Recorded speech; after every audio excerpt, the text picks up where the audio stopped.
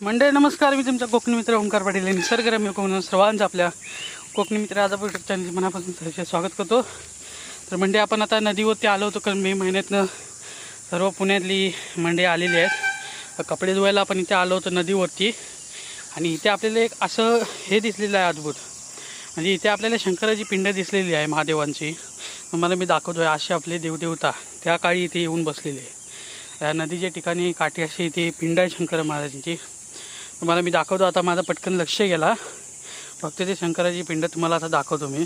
तर मंडळी ही बघा, इथे शंकर महाराजांची पिंड आहे आणि इथे सर्व पाण्याचं स्थान आहे. हे बघा, आपण तिकडे गेलो होतो कपडे धुवायला तिकडच्या साईडला, आणि इथनं येताना माझा पटकन लक्ष गेला. बघतोय तुम्ही शंकरांची पिंड आहे इथे. बघा,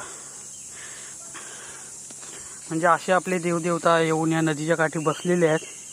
आणि त्यांचं स्थान आहे महादेवांचं असं मला वाटतं, कारण ती शंकराची पिंडी आहे जसं की तुम्ही पाहतच असाल. आणि ही भक्ती आपली पुण्यावरून आलेली माझी बहीण आहे, आणि समर्थ वरच्या साईडला आहे. आणि आता आत्या वगैरे सर्व आपण आलो होतो कपडे धुवायला. माझं पटकन लक्ष गेला, तेव्हा मी बघितलं तर म्हणते इथे शंकराची पिंड आहे. कसा वाटला व्हिडिओ तर कमेंटमध्ये सांगा. जय हिंद, जय भारत.